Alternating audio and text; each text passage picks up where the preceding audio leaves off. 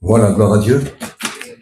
Voilà, on est bien ensemble. Cet après-midi, nous croyons véritablement que Dieu a quelque chose à communiquer. Donc, nous allons rester toujours sur le même thème, vu que c'est une mission, je pense, qui a été organisée depuis le début, au niveau des foyers, du foyer chrétien. Mais enfin, même celui qui n'est pas marié, il se mariera un jour, et puis il a besoin de connaître ce qu'il faut faire aussi. C'est très, très important. Voilà.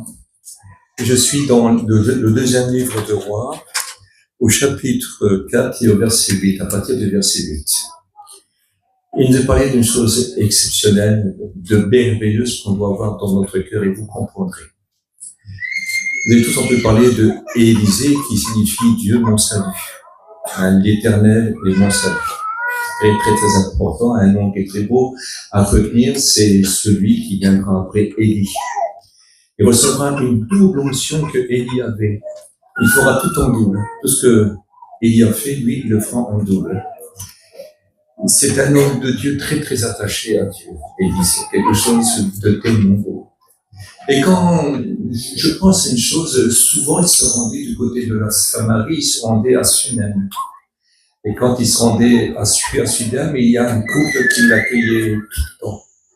Et que cette femme-là était aussi une femme de distinction, c'est-à-dire pas une femme distinguée, non, de distinction, c'est-à-dire à part des autres.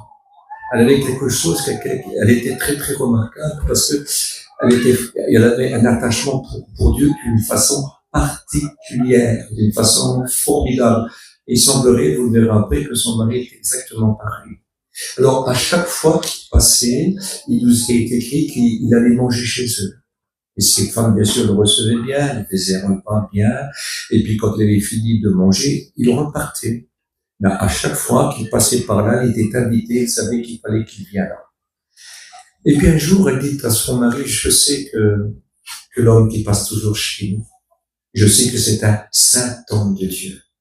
Un saint homme de Dieu. On va faire quelque chose de particulier, peut-être pas seulement avoir un petit passage, mais quand il vient, voudrait-on qu'il demeure chez nous aussi.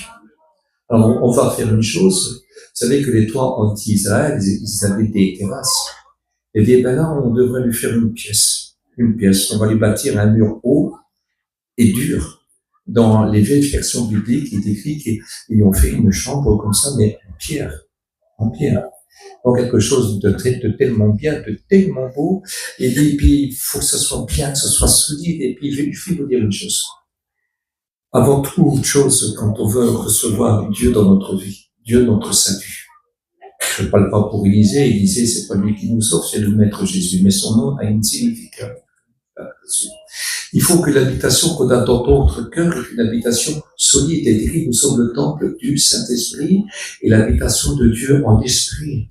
Il faut écouter que ce ne soit pas un petit passage, un petit week-end. Il faut que le Seigneur demeure toujours, parce que s'il se sent pas à l'aise, il repartira. Pourquoi je vous le dis? C'est Jésus qui le dit. Il dit cela de cette façon-là. Il dit, il y avait une maison qui avait un très mauvais propriétaire. Et ce propriétaire l'a tyrannisé. Cette maison était dans une grande détresse et très, très malheureuse. Et cela veut dire que ce propriétaire était un mauvais esprit. Un mauvais esprit, il y en a plein, vous savez, il y en a des multitudes, on ne rentre pas dans tous ces détails-là. Et tant qu'on connaît pas Dieu, on n'a pas besoin seulement de le posséder en nous, mais se laisser influencer par lui de l'extérieur. C'est exactement pareil et il détruit beaucoup les vies de beaucoup de gens et les mène en erreur. Mais voici un jour, elle a vu passer Jésus. Cet homme ou cette femme qui était ennuyée à cause de ce démon-là, elle a vu passer le bon maître. Et puis, elle a vu que ce bon maître était plus grand, était plus fort, mais surtout plus gentil et plus doux. Donc, elle était très, très attirée par ce maître-là. Et la Bible dit, je suis la lumière du monde. Celui qui me suit ne marchera pas dans les ténèbres, il aura la lumière de la vie. C'est-à-dire, s'il veut le suivre. Il est écrit qu'il nous attachera des cordages d'amour et des liens d'amitié et qu'il détruirait les chaînes des reins et les verrous de fer. Tout ce que Satan tenait lié, selon qu'il est écrit, qu'il était celui qui ne relâche pas facilement ses prisonniers. Mais Jésus est capable, parce que Jésus est lumière et lui, il est ténèbres. Quand la lumière paraît, les chaînes tombent. Les chaînes des ténèbres, les chaînes de la misère, les chaînes, écoutez, de la servitude, ça tombe. Écoutez, il est celui qui rend libre, c'est un libérateur. Jésus est le libérateur. Et donc, il est parti.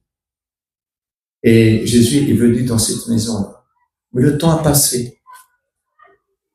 La Bible dit, toi qui es debout, prends garde de ne pas tomber. Fais très attention à ça. Prends garde de ne pas tomber. Ne vis pas sur le vécu. Ne vis pas sur ce qui s'est passé hier. Tu dois vivre aujourd'hui. Attention de ne pas tomber. Les grands ont tombé. Je voudrais faire, on pourrait faire un jour le détail de tous les grands qui ont tombé.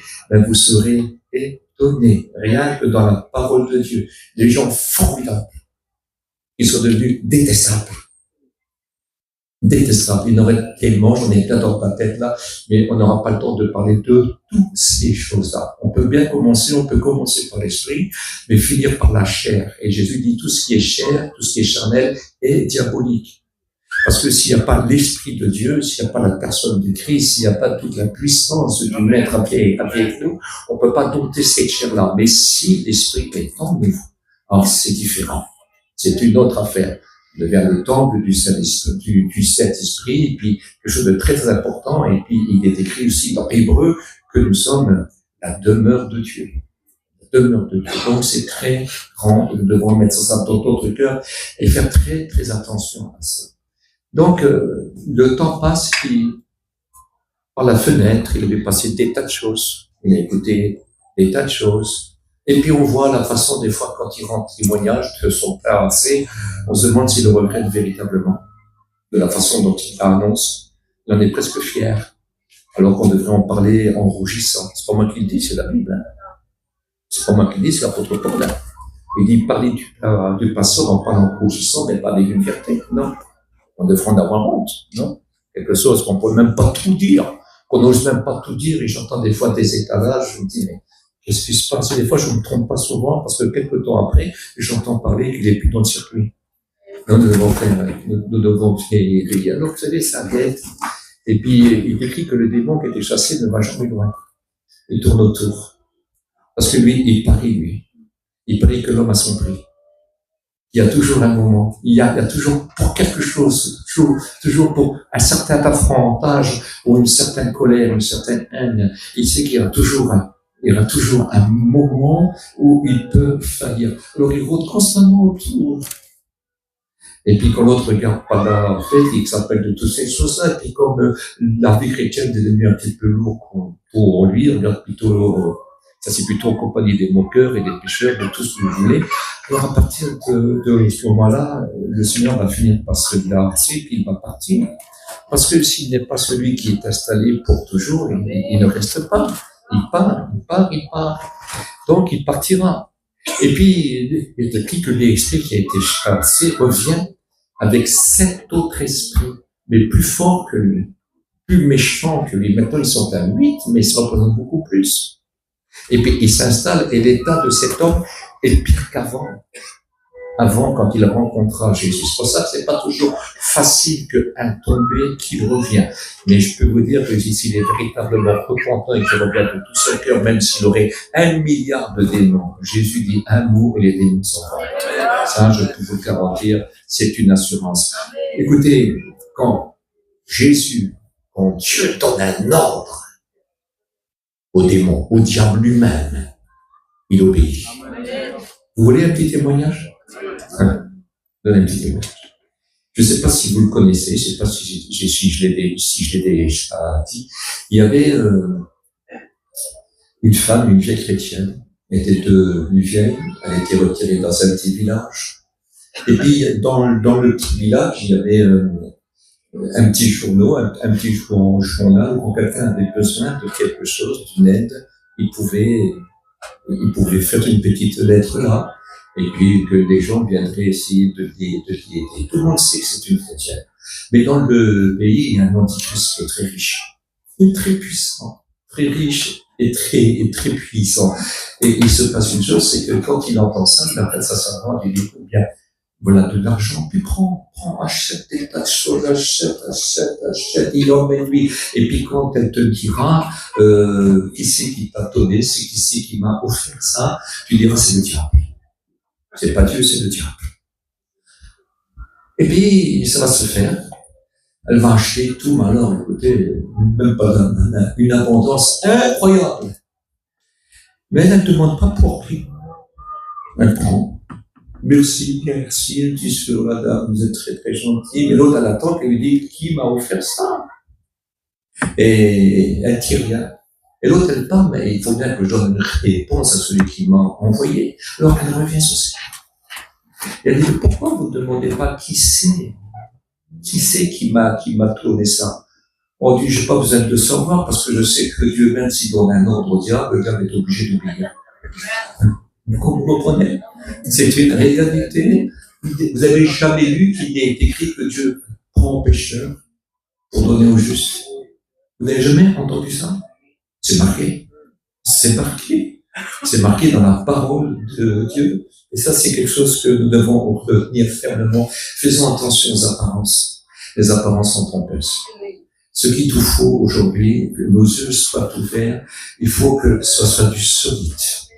Le Seigneur viendra au moment où vous êtes sincère. Si ça dure 2 jours, ça dure 2 jours. Il repartira.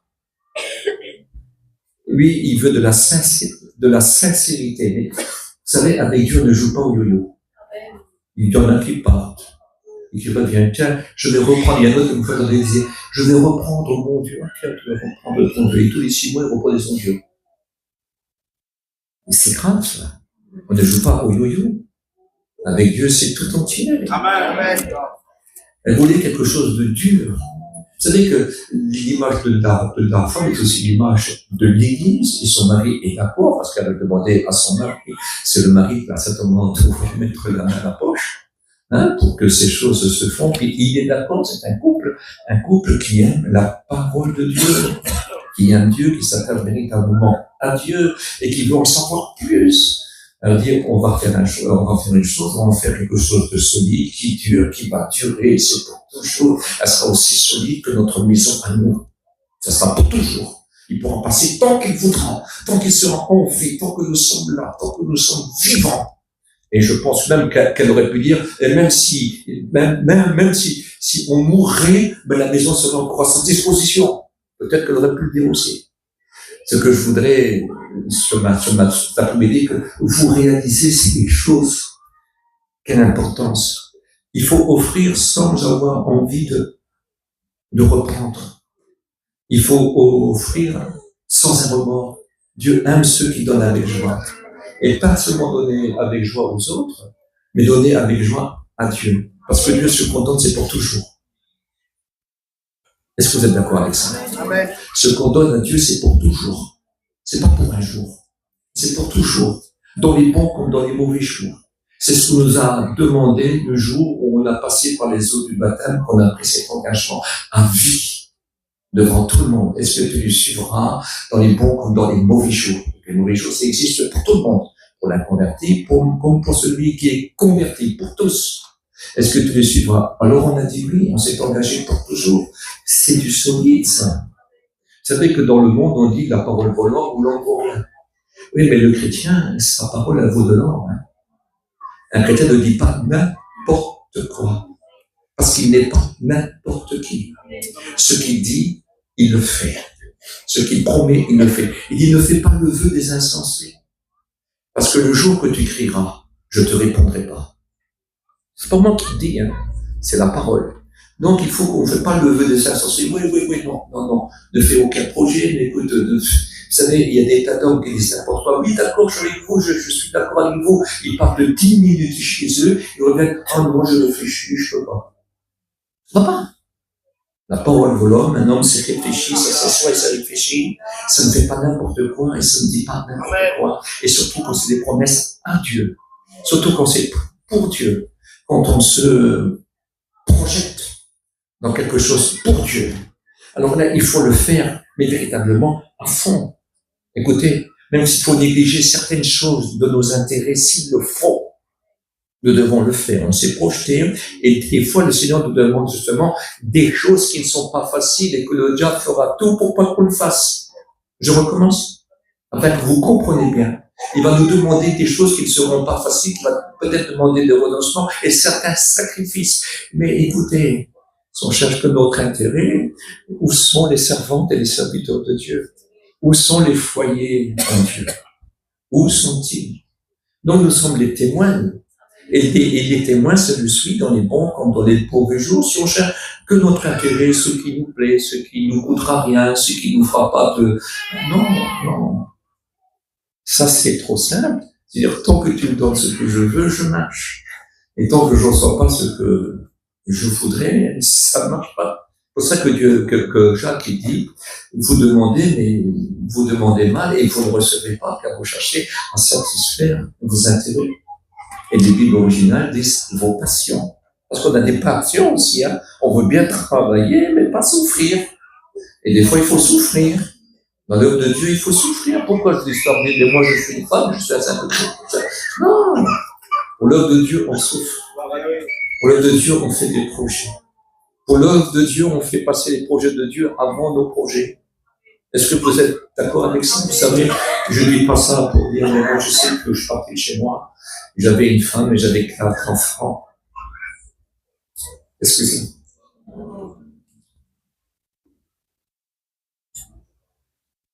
Et quand je partais, des fois, pour 3 jours, on n'avait que 50 francs.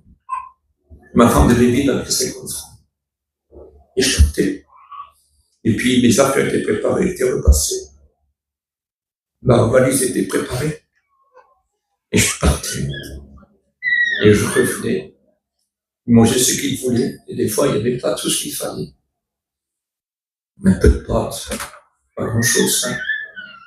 Mais je partais. On était un couple, on était d'accord de travailler pour Dieu. C'est important, ça. Hein. Alors, j'ai pas fait du grand boulot, mais j'ai fait le boulot qui m'a donné de faire. Rien d'autre. J'ai pas été le meilleur prêcheur, j'ai pas été plus grand que les autres, j'étais ce que j'étais. Mais seulement, j'ai fait ce qu'il m'a dit. Elle était d'accord. Je sais, maintenant, oui.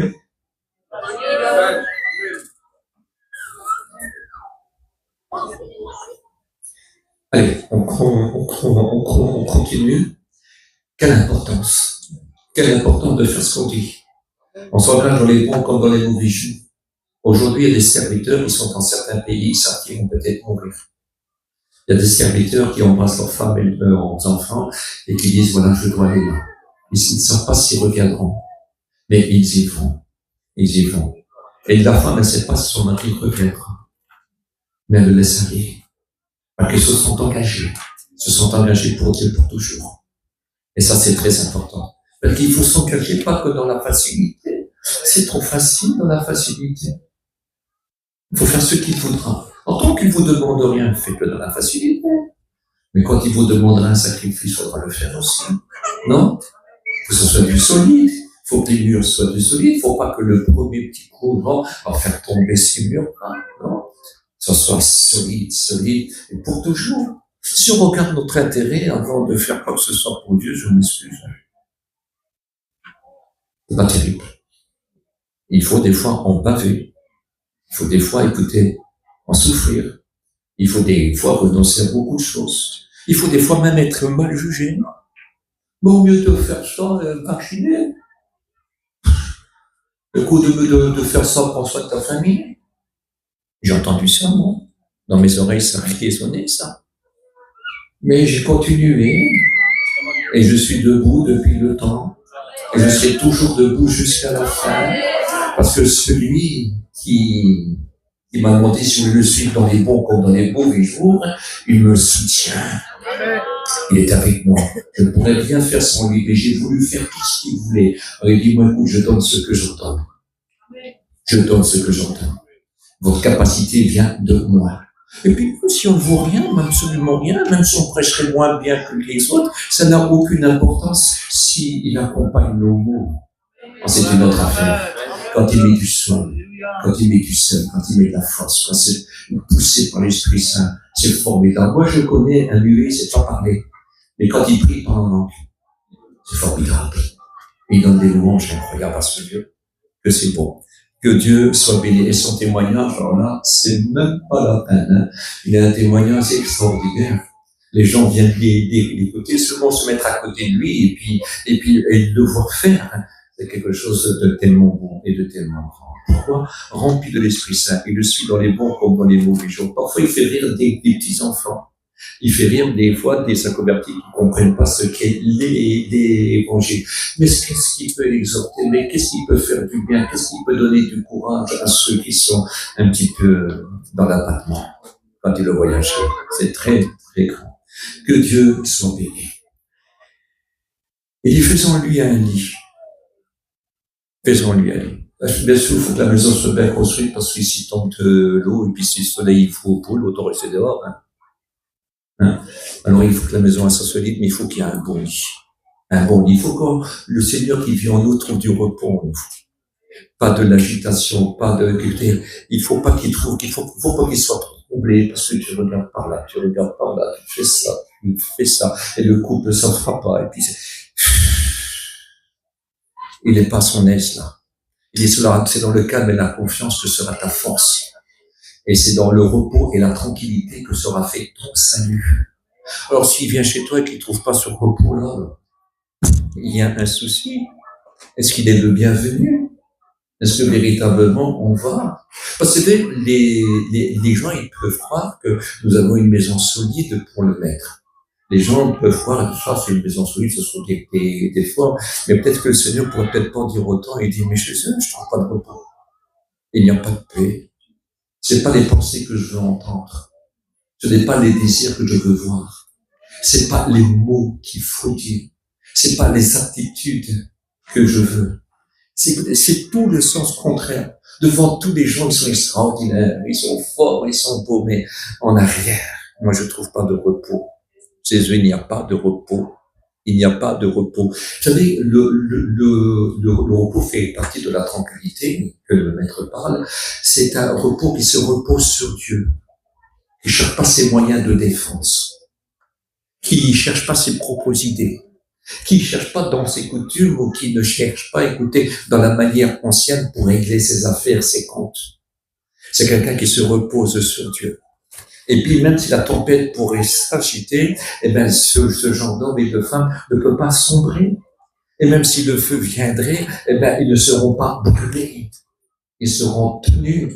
Parce qu'ils se reposent sur Dieu. Et quand on se repose sur Dieu, Dieu est tranquille. S'ils auraient fait comme le maître dans la barque, le Seigneur leur avait dit, écoutez, nous allons traversons, allons de l'autre bord. Ils se mettent dans, allons. Il est avec eux, puis il dort. Et se sont agités un petit peu quand d'un seul coup la tempête est venue comme un tourbillon au lieu du lac et c'était terrible. Et puis, lui il dort. Eux, ils ont peur. Ils savent que cette tempête n'est pas normale parce que ils savent prévoir certaines choses. Ils sont nés au bord du lac. Ils ont vécu toute leur vie. Ils savent, mais là, c'est incontrôlable. Ils se demandent, mais qu'est-ce qui se passe? C'était pas prévu. Parce que vous savez, il y a des tas de choses qui montrent qu'une tempête va faire venir. Mais là, c'est d'un coup. C'est d'un coup. Et puis le maître dort tranquillement sous la peau. Et puis, ils vont le réveiller en disant, tu t'inquiètes pas que nous pourrissons. Écoutez, un reproche. Un reproche. Qu'est-ce que tu fais? Tu fais rien pour nous, nous périssons pas. Un reproche alors qu'il fallait simplement se mettre à côté de lui, puis trembler avec lui. Mais je sais qu'à cette époque-là, il le connaissait mal. Vous allez comprendre pourquoi. Alors, il s'est levé, il a menacé le vent, il a dit à la mer de se calmer. Et à l'instant même, le calme est venu. Et quand ce calme est venu, il leur a dit, mais pourquoi avez-vous eu peur, gens de peu de foi? Et puis, ils ont dit, mais qui est cet homme qui commande à la mer et qui commande au vent et qui lui obéissent? Ne le connaissait pas. Mais il y a eu la deuxième traversée. Il dit, allez. Il dit, moi, je vous rejoins. Et ils sont partis. Et quand ils ont fait cette traversée, encore une fois, c'était en pleine nuit. Et encore une fois, écoutez, un vent, une tempête terrible, un tourbillon horrible. Et écoutez, s'il n'y a pas de secours, tout se renverse. Mais Jésus vient en marchant sur l'eau. Et puis quand ils le voient de loin, ils ont l'impression de voir un fantôme, quelqu'un qui marche sur l'eau, ils ne reconnaissent pas son corps. Et puis il dit, n'ayez pas peur, c'est moi, ne craignez pas. Et Pierre dit, parce qu'il fait nuit, et puis c'est dur à voir, si c'est toi Seigneur, ordonne que je marche sur l'eau à ta rencontre. C'est bon quand même, non? Ils auraient dû tous dire ça. Et puis, Seigneur dit, viens. Il a commencé à marcher sur l'eau. Et après, comme on tombe dans des trous, d'un seul coup, il a eu peur, il dit, Jésus, sauve-moi. Et le Seigneur l'a pris. Et puis, il est monté dans la barque, et à l'instant même qu'il a monté dans la barque est arrivée de l'autre côté. Ils savent maintenant qui il est. Au début, ils ne le savaient pas, mais après, ils ne savaient pas que si c'est toi. Il peut nous faire marcher sur l'eau, mais pas seulement nous, hein. La terre entière même. Si c'est toi, écoute, même si c'est dur, il y aura des moments qu'on aura peur, des moments qu'il y aura des difficultés. On aura juste besoin de crier à toi. Seigneur, sauve-moi. Seigneur, sauve-moi. Seigneur, sauve-moi. Là, c'est une autre affaire, car on sait à ce moment-là qu'il a le pouvoir de nous sauver. On lui dira pas, tu t'inquiètes pas que nous périssons. Ça, on ne dira pas ça. Il dira, Jésus, sauve-moi. Et combien de fois ça vous est arrivé, ça? Non? Vous avez jamais des fois en conduisant ou dans n'importe quoi, d'un seul coup il se passe un truc, une peur, vous en dites, Jésus, Jésus, Jésus, viens à mon secours, Jésus, Jésus. Et puis il vient à votre secours, ça vous est jamais arrivé? Et il vient. Parce que là, on le connaît. On sait à qui on a affaire. Donc, on ne peut pas vivre comme des gens agités, on ne reste pas dans la tempête. Il faut que la tempête se calme. Il faut écouter que le maître trouve un lit où il peut dormir sous la poupe pour la réveiller dans notre cœur quand même. On doit avoir un meilleur lit que la poupe, non? C'est important. Que nous puissions réaliser que le Seigneur veut trouver de la paix chez nous. De la paix. Écoutez, du fruit de l'esprit, conséquence de Dieu en nous, conséquence de l'esprit en nous, conséquence de la nouvelle naissance, conséquence que nous appartenons à Dieu. Écoutez, quand nous avons quand nous avons cette conséquence, il y a joie et paix. Très important. C'est le troisième du fruit de l'esprit, de la saveur. Il donne un aspect différent, mais toujours du même goût, le goût de Dieu. Le goût de Dieu. Il faut qu'il reste constamment, qu'il trouve du repos. Est-ce que Dieu a besoin de dormir? Moi, je ne crois pas. Dieu, dans toute sa gloire aujourd'hui, Dieu ne dort pas. Mais il faut qu'il trouve du repos en nous. Il ne faut pas qu'on l'agite. Vous savez qu'il est écrit que quand Dieu a créé l'homme et la femme, il a tout béni en disant c'est bon, c'est bien. Puis il a béni, il se repose. On sait que Dieu ne dort pas. Il ne dort ni de sommeil, celui qui nous garde, vous le savez bien. Alors, écoutez, il nous est écrit que Dieu fut troublé. Bien qu'il ne dormait pas, il n'a plus de repos. Maintenant, il faut qu'il rétablisse tout. Il faut qu'il sauve l'homme. Il faut qu'il ressauve ces femmes-là. Il faut qu'il fasse quelque chose. Il a préparé depuis tout temps, son fils était préparé, puis il présentera son fils. En disant au diable, la postérité de cette femme-là va t'écraser la tête. Et ça, c'est très, très important. C'est pour ça que je voudrais vous dire que notre vie, elle doit être faite dans le repos et la tranquillité. On l'a, et Dieu l'a. Parce que si on est agité, il nous aime beaucoup de trop pour être satisfait, faire comme ceux qui ne voient pas. Quand la brebis s'est égarée, le bon berger va la chercher. Il met les autres à l'abri, il met un grand feu devant, dire l'esprit les garde, et puis il s'en va. Et qu'il entend que la brebis commence à bêler quelque part, que c'est un animal domestique, si elle vit seule, elle mourra, elle ne sait pas se défendre et elle mangera n'importe quoi, elle est obligée de périr. Alors il vient, alors il attend son bêlement, c'est sa prière. Elle n'est pas forcément belle, la prière de la brebis, mais c'est ce bêlement-là que le Seigneur veut. C'est cette prière-là que le berger veut entendre. C'est une prière de détresse, une prière de remords, une prière, mon sauveur, tu me manques. Mon maître, tu me manques. Viens m'obéir, alors il la prend avec joie. Il est content, puis il la porte. Et puis si elle est blessée, il la soigne.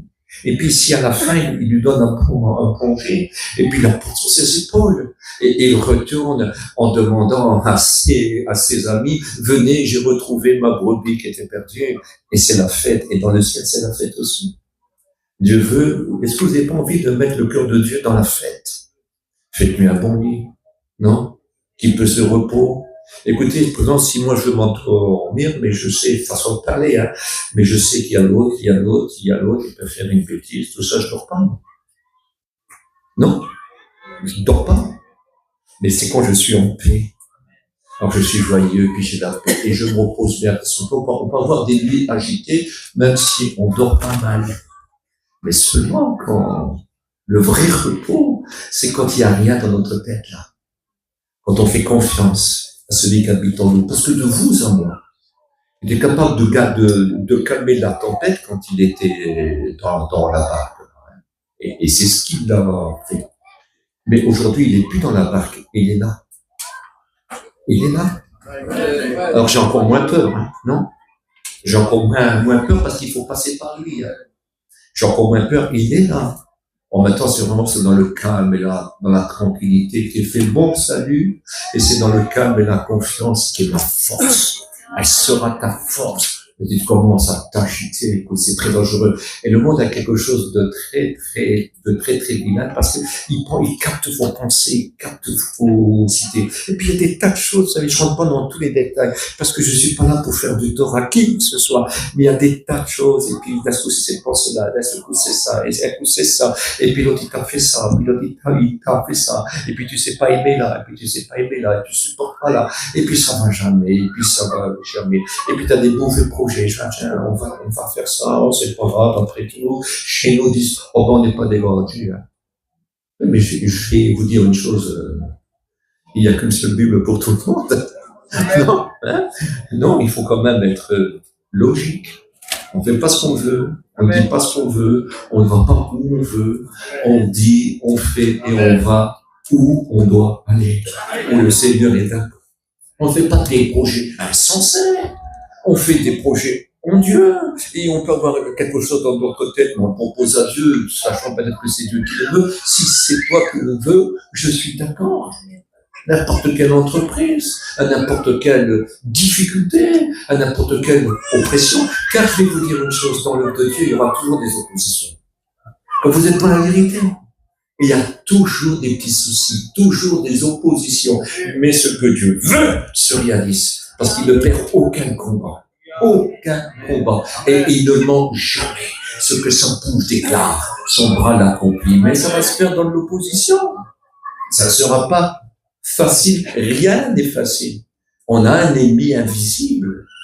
Et puis des fois, cet ennemi invisible, chose de particulier, c'est qu'il se sert des fois de la chair d'hommes et de certaines femmes pour venir nous faire de l'oppression et de l'opposition, pour nous dire des mots et nous décourager. Et nous décourager. Il dit, recommande ton sort à l'Éternel, non, lui ta confiance, et il agira. Mais recommande ton sort. Recommande ton sort. Et après, quand tu as recommandé ton sort, alors mets en lui ta confiance. Il agira. Tu lui as dit. Tu lui as dit. Parce que tu sais qu'il y aura des soucis, mais ton sort est entre les mains de Dieu. Jésus dira, mon Père est plus grand que tous. Et c'est dans la main de mon Père que je vous ai placé. C'est beau, hein? Ton foyer placé dans les mains de Dieu.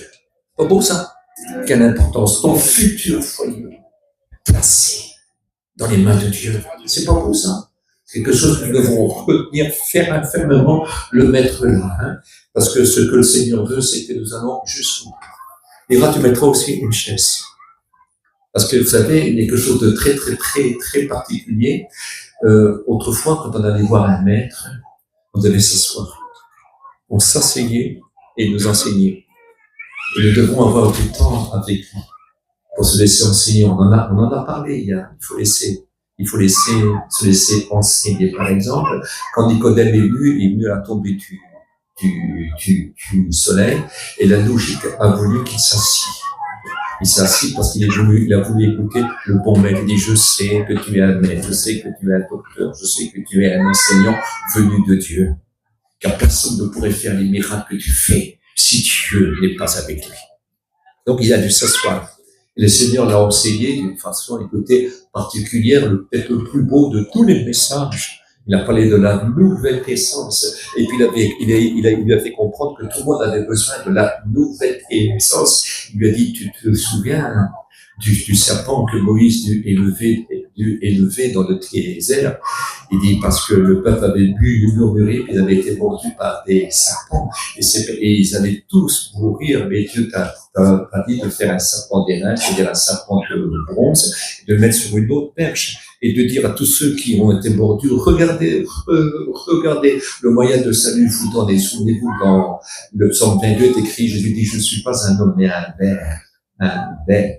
Et puis, il dit comme Moïse éleva le serpent dans le désert, ainsi il faut que le Fils de l'homme soit élevé, afin que quiconque croit en lui soit sauvé. Quelle importance. Donc, il faut qu'on a les regards, constamment les regards sur lui. Il y aura des soucis, il faut qu'on a les regards. Ne laissons pas décourager par tout le monde, par n'importe quoi, par n'importe quelle parole. Tu as un projet, garde-le en Dieu. Demande-lui à Dieu. Et laisse faire Dieu. Si ça vient de Dieu, c'est indécidible. Personne ne pourra détruire cette œuvre si elle vient de Dieu. C'est pas possible. Dieu veille sur son œuvre. C'est pas ton œuvre, c'est son œuvre. C'est son œuvre qui t'a pris pour être gérant. Tu es gérant de cette œuvre-là, mais tu es qu'un instrument. C'est mon œuvre. Tu travailles pour moi. C'est important, ça. Les sauvés sont pour lui. L'œuvre de Dieu est pour Dieu. Ça nous appartient pas. Mais on est gérant, on est responsable. On a tous reçu un morceau de chant, on a tous reçu un travail pour Dieu. La maman avec ses enfants, avec ses amis, avec ses parents, écoutez, pour aider son mari dans la vie spirituelle, et puis le mari aussi, et ensemble, et continuez comme ça. Vous verrez que dans la suite des temps, il y aura des résultats. Et il y aura des résultats. Et il y aura beaucoup d'embûches. Pas dire c'est pas possible, c'est les enfants que j'ai élevés, ça. Ne vous tracassez pas. Laissez faire Dieu. Laissez faire Dieu. Il ne nous a pas donné des cadeaux empoisonnés. Nos enfants, ils savaient qu'ils devaient naître. Et il nous les a donnés. Et il voit que nous sommes des chrétiens. Je voudrais vous rappeler un passage qui est écrit au sujet de Noé. Et on le trouve dans Hébreux chapitre 11, dans les héros de la foi. Et voici ce qui est écrit là. Il est écrit que, saisi d'une foi respectueuse, d'une crainte respectueuse, Noé se mit à construire l'arche, par laquelle il condamna le monde. Il voulait pas sauver le monde. Dieu voulait que le monde périsse. C'était un monde méchant et en faire un nouveau monde. Donc il dit, Dieu saisi d'une crainte respectueuse se mit à construire l'arche par laquelle il condamna le monde, oui, mais sauva sa famille. Comment ça? Sauva sa famille. Quelle importance. Amen. Dieu ne donne pas des cadeaux empoisonnés. La victoire est toujours au bout. Nous prions. Nous montrons un exemple. Et au moment même à la dernière seconde, ils se rappellent de nous. Ils se rappellent de leur père, ils se rappellent de leur mère. Ils disent, Seigneur, sauve-moi. Parce que c'est le Dieu de leur enfance. C'est le Dieu de leur enfance. Et il sera aussi le Dieu de leur mort, de leur vieillesse à la dernière seconde. Il les lâchera pas. Il les lâchera pas. Et vous y croyez pas ça? Ben moi j'y crois. Moi j'y crois. Dieu est tout puissant. Il est merveilleux. Laissez-lui une chaise pour qu'il enseigne. Oui, laissez-le vous enseigner. Puis mettez une table. Oui, il mangera, bien sûr, parce qu'il dit, je rentre dans mon jardin, puis je mange de mon fruit, et je bois de mon eau, et dit, mon juste vivra par la foi. Écoutez, la foi est quelque chose de tellement beau parce qu'elle a des œuvres qui plaisent à Dieu. Et Dieu, écoutez, c'est le chef et le consommateur de notre foi. Le chef et le consommateur de notre foi. Il en profite, il dit, j'entre dans mon jardin. Ton cœur est un jardin, c'est pas un désert, c'est pas un buisson d'épines. Le buisson d'épines, c'est pour ceux qui ont tombé. Le buisson qui est épine, c'est pour ceux qui n'ont pas de Dieu, qui n'ont jamais voulu. Mais nous, on a pu être des anciens buissons d'épines, on n'en est plus. On est un jardin. Et les gens entrent de mon jardin, et je mange de mon fruit, et je bois de mon eau. Mais qu'est-ce que c'est beau, ça? Écoutez, le fruit, c'est quoi? Vous savez qu'il est donné comme un vigneron, mais aussi comme le patron du figuier. Et le figuier, voici qu'il est dans une vigne, alors qu'il pousse pratiquement, où il y a presque de plateau, pratiquement dans les ruines, il sort des ruines, on a du mal à comprendre ça, et puis il lui faut très peu, et dans une vigne, il porte pas de fruits. Ça fait 3 ans qu'il est planté, depuis 3 ans qu'il est là, il occupe de la terre, il ment, et puis il ne grandit pas, leur idée au jardinier, tu me le coupes. Mais le jardinier dit non, laisse-moi encore une année. Je vais creuser autour, je vais mettre du fumier, des vitamines, tout ce qu'il faut. Et s'il porte pas de fruits, ben voilà, tu verras bien. Parce qu'il veut manger de son fruit. Il veut manger son fruit. Heureusement que Jésus intercède pour nous. Non? Heureusement que Jésus intercède pour nous. Parce que Dieu veut du fruit. Il veut du fruit. Nos œuvres, c'est du fruit. C'est son fruit. Et l'arbre qui ne porte pas de fruits sera coupé, et plus que coupé, hein, déraciné, afin qu'il n'existe plus, et jeté dans un feu qui ne s'éteint jamais. C'est grave, ça. C'est très, très grave. Nos yeux s'ouvrent, soyons prudents, soyons sages. Écoutez, tout ça est basé sur l'amour. Est-ce que vous aimez assez le Seigneur pour continuer? Donc c'est très important. Est-ce que vous voulez vraiment satisfaire le cœur de Dieu? Arrêtez de vous satisfaire, arrêtez de chercher vos intérêts. Je m'excuse, c'est une façon de parler. Je ne connais pas votre vie, mais souvent nos intérêts passent avant Dieu. Faisons très attention. On n'a pas le droit. On a ce que Dieu nous donne. Si c'est beaucoup, tant mieux. Si c'est peu, aucune importance. Avec peu, il y a des miracles aussi. Et avec beaucoup, il y aura des miracles aussi. On compte toujours sur Dieu. Est-ce que vous êtes d'accord avec ça? C'est très, très important. Et puis, il y a quelque chose de tellement beau. Il y a de la lumière. Et sur la table, un chandelier. Mais qu'est-ce que c'est beau, hein? Un chandelier, c'est de la lumière. Vous savez que Christ est lumière, puis Dieu ne veut pas que les ténèbres rentrent dans votre cœur, dans le temple de l'Esprit Saint. Alors il y a une lumière, à moins que vous l'éteigniez. Parce qu'il n'y aura aucune puissance qui pourra éteindre ce chandelier-là. Aucune puissance. Rien ne peut résister à l'Esprit Saint. Rien. De la lumière, c'est une onction. Donc on est sous l'onction. Tu diras à Zorobabel, mon serviteur. Il pourrait dire Zorobabel, ma servante, parce que vous êtes tous servantes, et tous serviteurs, mais tous à leur façon, à des tâches particulières que Dieu donne.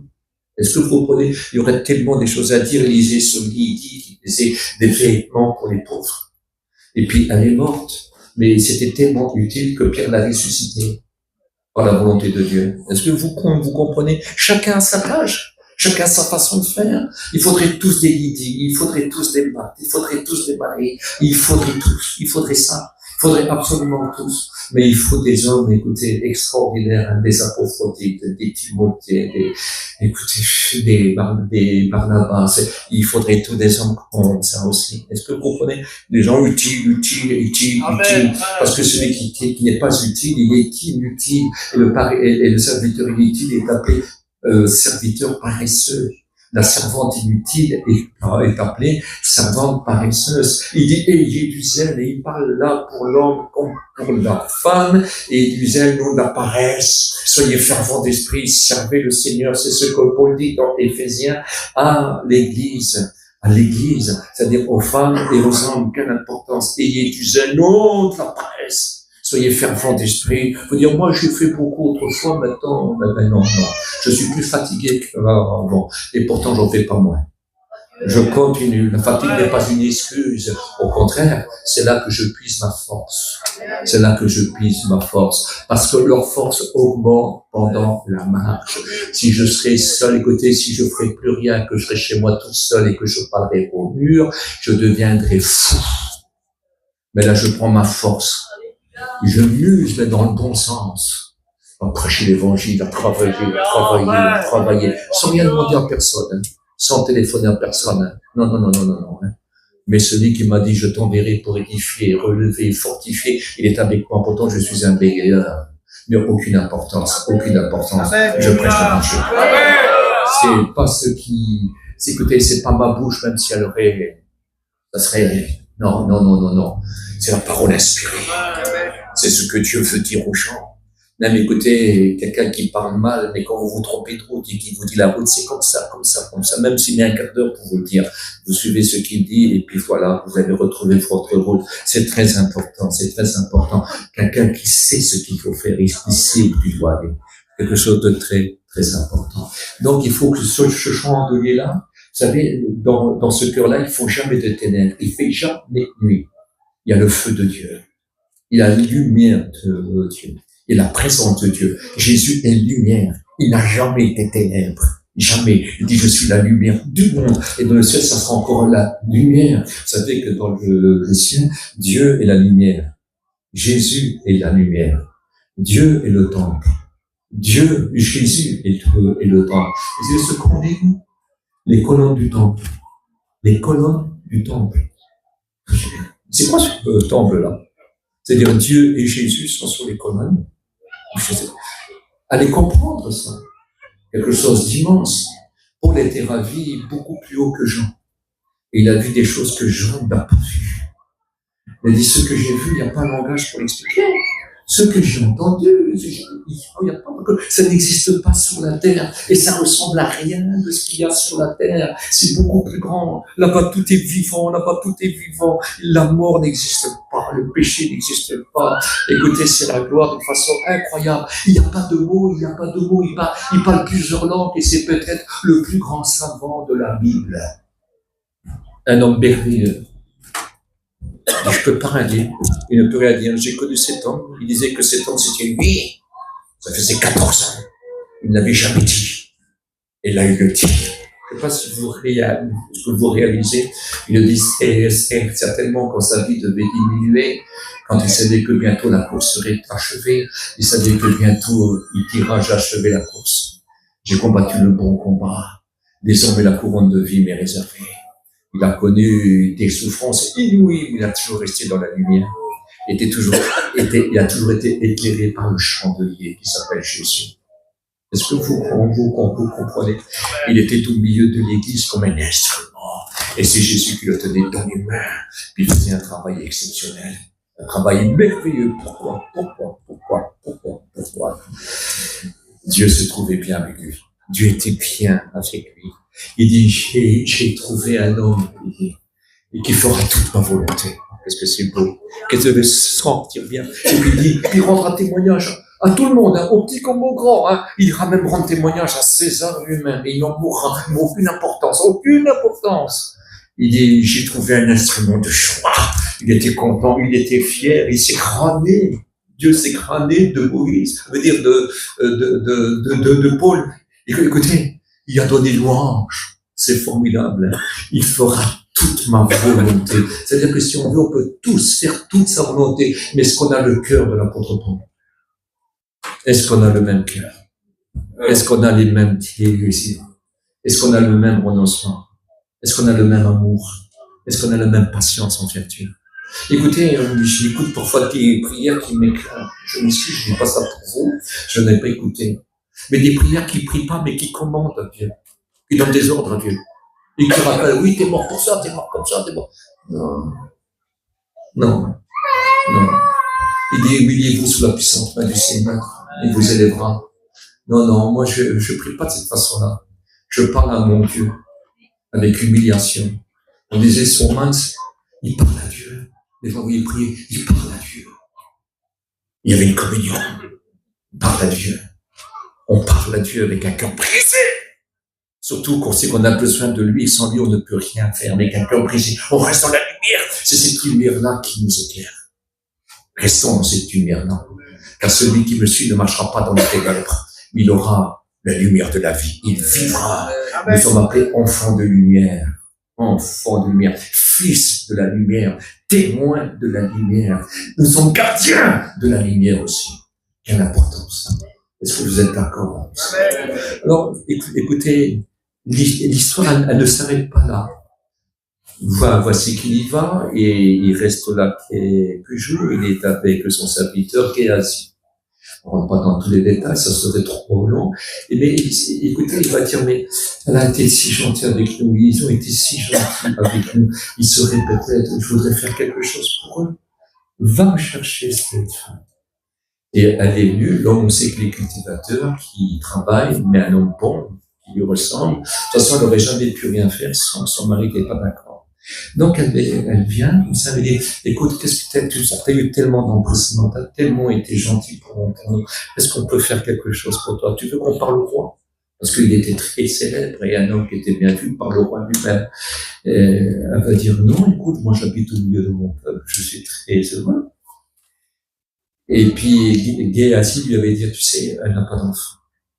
Elle n'a pas de enfant. Il dit, tu sais, dans 1 an, à ce moment-ci, à l'heure qu'on est, à ce moment-ci, tu auras un fils.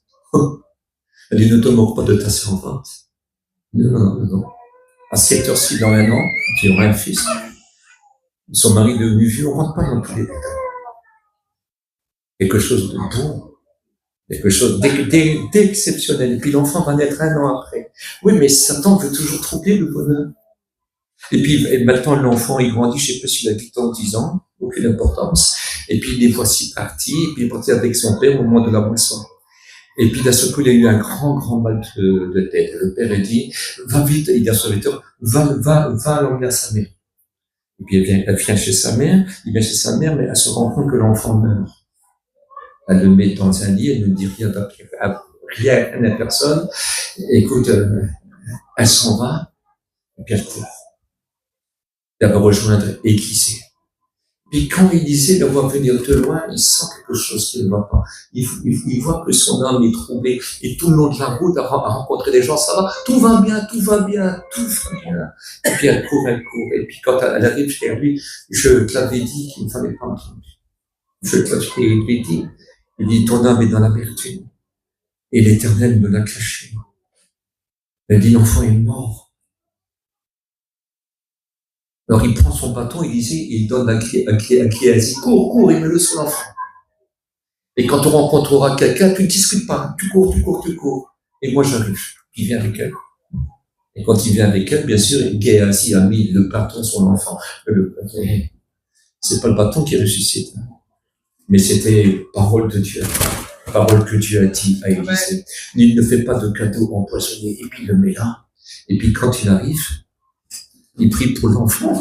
Et voici que l'enfant est guéri. Satan a voulu dire que Dieu était un méchant. Un méchant. C'est ce qu'il a dit à Éden. Vous savez, quand il était à Éden, quand il a parlé avec ce couple-là, quand il a parlé avec elle, il a dit ces choses-là. Il dit, mais non, vous ne mourrez pas. Donc, il a dit que Dieu était un menteur. Mais Dieu sait que si jamais vous mangez ce fruit-là, vous serez comme des dieux pour la connaissance du bien et du mal. Eux, le mal, ils ne connaissent pas. Ils connaissaient que le bien. C'est pas ce que le mal pouvait faire. Ils ne savaient pas. Il a trouvé que Dieu était menteur, qu'il était méchant, qu'il était égoïste. Parce qu'on donne tout à son fils. Ce nom qui est écrit, si je lis dans Luc 3, verset 38, Adam, fils de Dieu. Adam, fils de Dieu. Et il pêche. Il va pécher parce que le diable a voulu donner ses attributs, faire appeler de ses propres noms à lui parce que c'est lui le méchant, c'est lui le menteur. Et il a fait porter ce propre nom sur le nom, sur Dieu lui-même. Et puis, elle l'a cru.